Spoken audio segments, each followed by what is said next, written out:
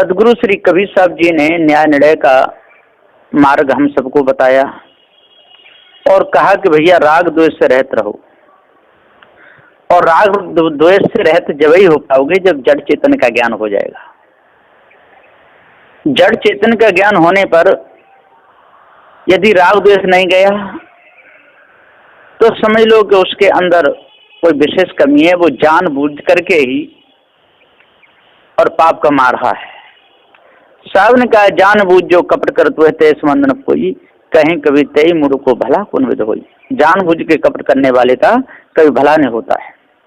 तो यहाँ पर जड़ चेतन भेद प्रकाश सदगुरु श्री काशी साहब द्वारा रचित है। इसमें चौपाई नंबर 12 तक टीका हो चुका है और अब क्रम नंबर 13 से मैं बताता हूँ जो भी संत गुरुजनों का निर्णय है। निर्णय से है जीव एक देसी, ताते बोध करें सब संत विवेकी। चौपाई नंबर 13। सदगुरुदेव जी कहते हैं कि सत्य न्यायी पारखी सदगुरु के यथार्थ निर्णय से और बीजक प्रमाण से भी सब जीव सब प्रकार से एक देशी ही ठहरते हैं। इस वास्ते विवेकी पारखी सब संत महात्मा जिज्ञासु मनुष्यों को जड़ चेतन का यथार्थ निर्णय समझाकर पारक का बोध कराते हैं। पहले भी वैसे ही बोध किए और अब भी वही बोध कर रहे हैं। जो निर्णय सदूसरी कबीर साहब जी का है जड़ चेतन का, वो ही सदूसरी काशी साहब ने रखा। उसमें किसी भी प्रकार का कोई फेर बदल नहीं किया। किसी पदार्थ में सुख मान के आसक्ति से भूल से उसे ग्रहण करना और उसमें दुख देखकर उसे त्याग देना, ऐसी अपनी अपनी स्वयं शक्ति भी सर्व मनुष्य जीवों में प्रत्यक्ष प्रतीत होती है।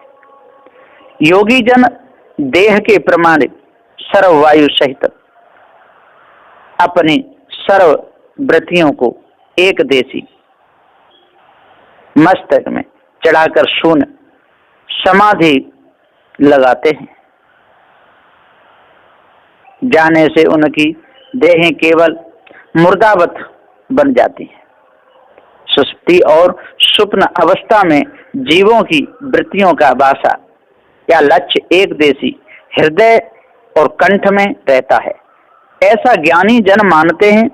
मूर्छा सुषुप्ति मद्राद विशेष नशाओं में नर जीवों को सर्व शरीर भर का ज्ञान ही नहीं रहता है। मन बुद्धि और 10 इंद्रियों में सबकी क्रियाएं गिरती चली जाती हैं। सबके सब भ्रम में भूलते चले जाते। न्याय को जो समझ नहीं पाते वो ही ऐसा करते हैं, जो न्याय को समझ लेते हैं वो ऐसा नहीं करते हैं।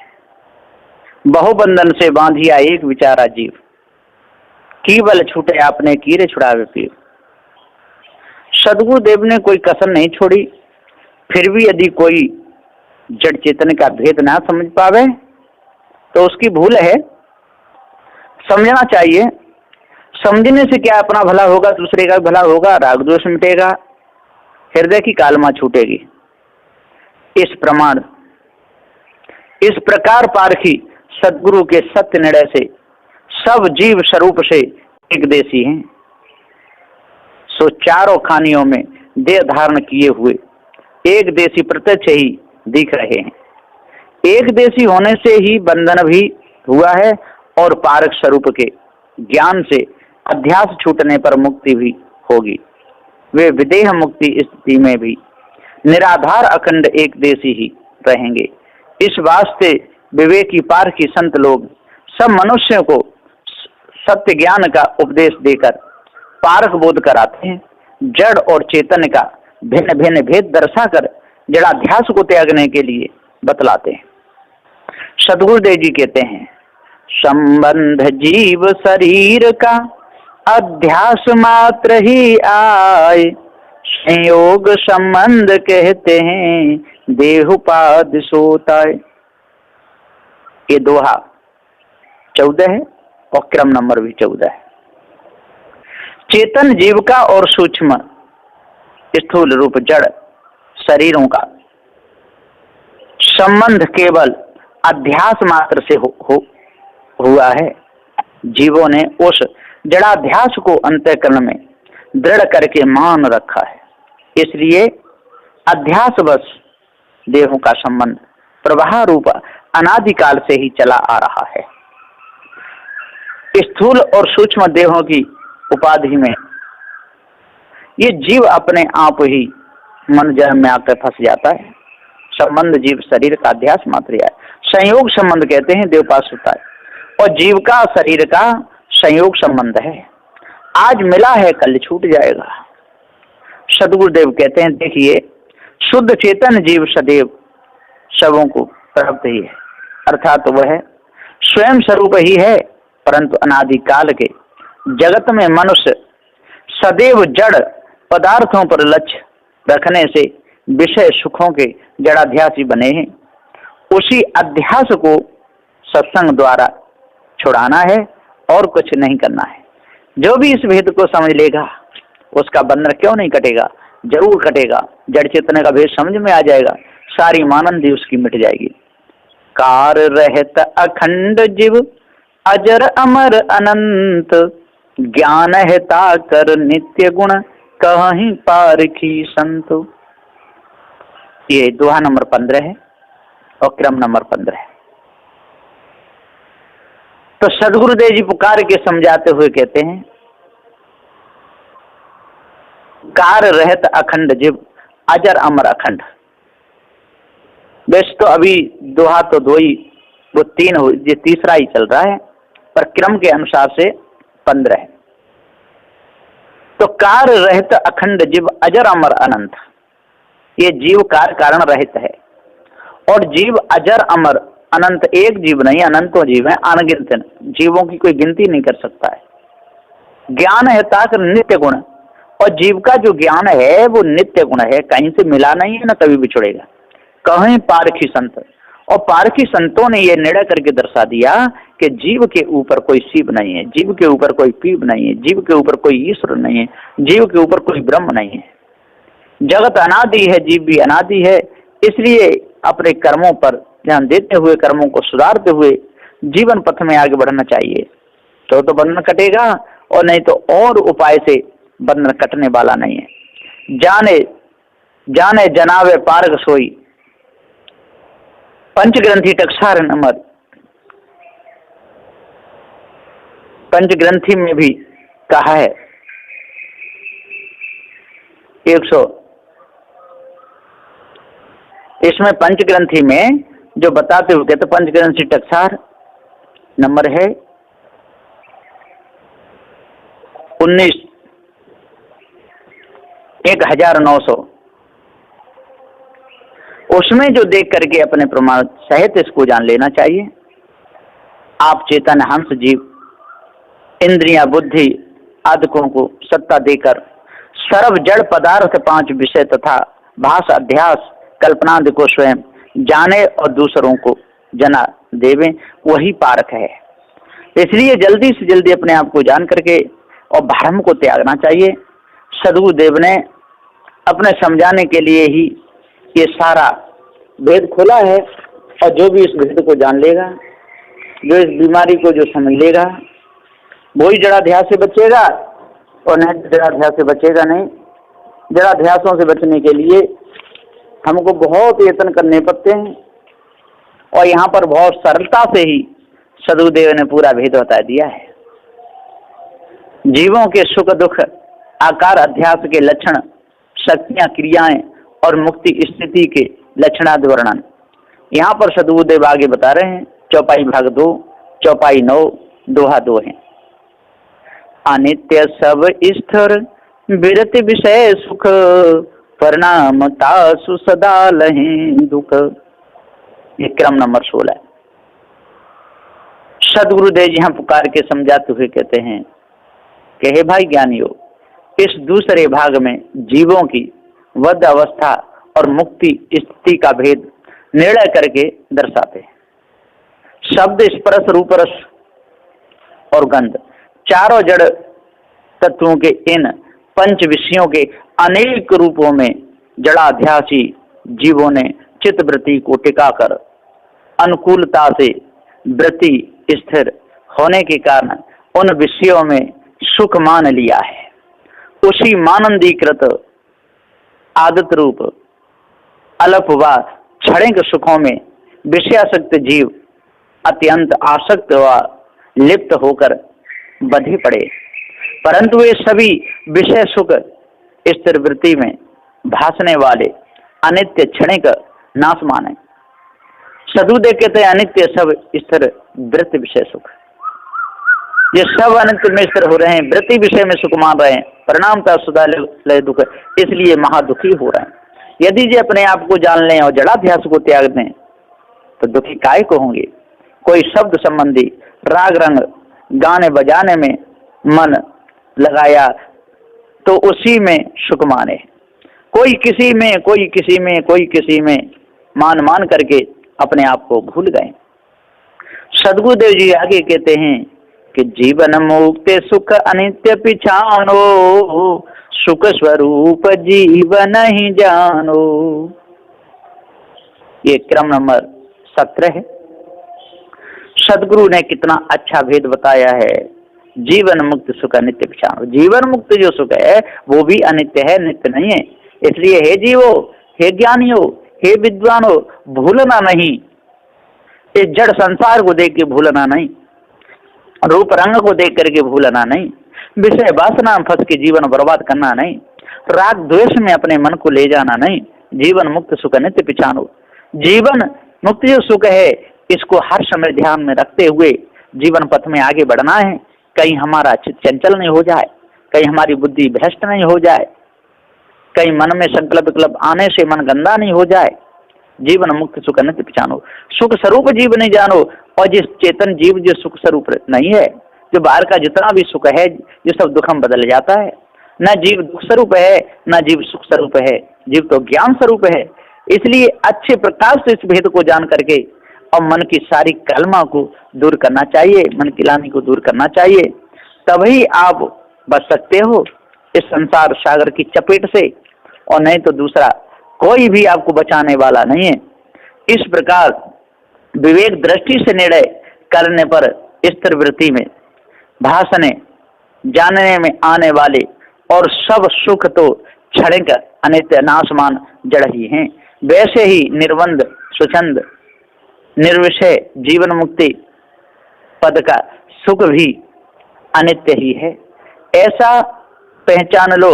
चेतन जीवों को सुख स्वरूप व स्वरूप से आनंदमय करके मत मानो। देह संबंध में उन समस्त आनंदों को जानने वाले उनसे भिन्न चेतन जीव स्वयं ज्ञान स्वरूप हैं।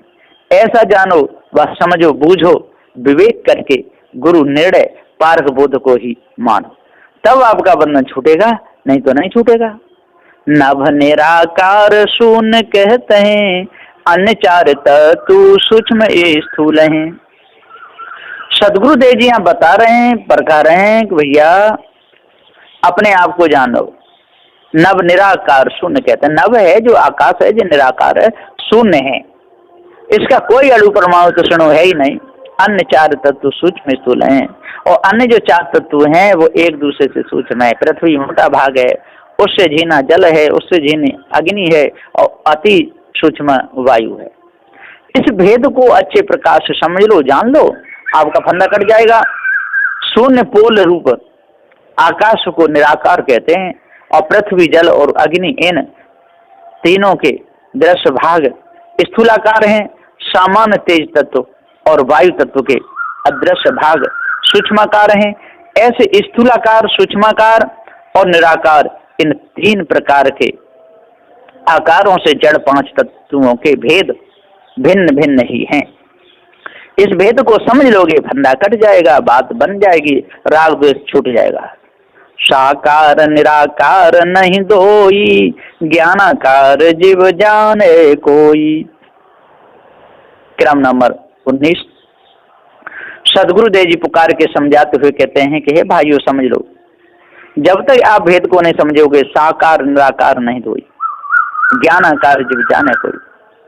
साकार और निराकार दोनों एक नहीं हो सकते। साकार साकार है, निराकार निराकार है, जीव जीव है, जड़ जड़ है, मानंदी मानंदी है, मिथ्या धोखा है, फंसाने वाली।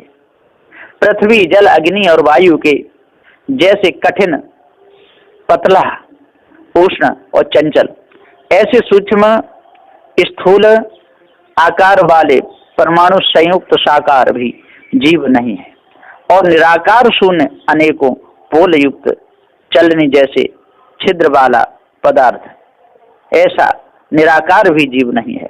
पानी जैसा पतला भी जीव नहीं है, धुआं जैसा जीना भी जीव नहीं है, पवन जैसा चंचल गतिमान भी जीव नहीं है, पृथ्वी जैसा पकड़ा जा सके वैसा कठोर भी जीव नहीं है। अनहद नाद रस गंध ज्योति स्वरूप भी जीव नहीं है। लंबा गोल त्रिकोण चौकोण कई कोण इत्यादि आकार वाला भी जीव नहीं है। पीला श्वेत लाल हरा काला इत्यादि रंग वाला भी जीव नहीं है। धूल भाप बिजली बादल त्रिषणु अणु परमाणु जैसा भी जीव नहीं है। ये सब तो चारों जड़ तत्वों के ही स्वरूप हैं। पिंड में स्थूल सूक्ष्म कारण शरीर भी जीव नहीं है। दसों इंद्रियां रक्त तेज तम त्रिगुण प्राणवायु मन बुद्धि चित्त अहंकार आनंद अज्ञान व माया शून्य वीर इत्यादि भी जीव नहीं है।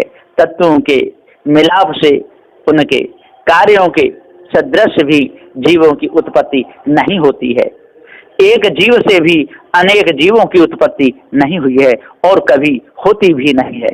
ब्रह्म ईश्वराद माना हुआ जगत करता तो मनुष्य जीवों की ही भ्रम कल्पना है, अतः उनके अंश रूप में जीवों की उत्पत्ति कहाँ से हो सकती है।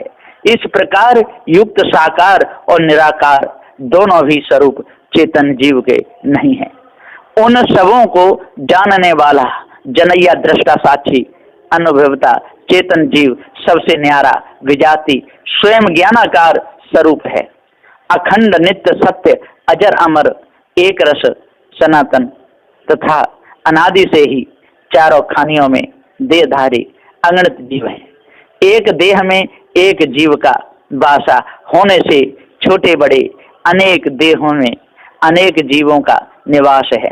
पारख बोध न होने से सब जीव स्वयं देह बंधनों में पड़े हैं। मुमुक्षु जनों को गुरु की दया से पारख स्वरूप का बोध होने पर कोई जीवन मुक्त भी हो जाता है। ऐसा निज स्वरूप जीव का जीव ज्ञानाकार है। चेतन स्वरूप साकार अजर अमर अखंडित स्वयं स्वरूप, इसके ऊपर कोई भी ईश ब्रह्म परमात्मा है ही नहीं। इसलिए इस कल्पना को अपने अंदर से दूर कर दो, आपकी बात बन जाएगी। सुख में सूक्ष्म हंता होई, अध्यास लक्षण जानो सोई। इसलिए जल्दी से जल्दी अध्यास लक्षणों को समझ लो और भ्रम को अपने अंदर से निकाल दो।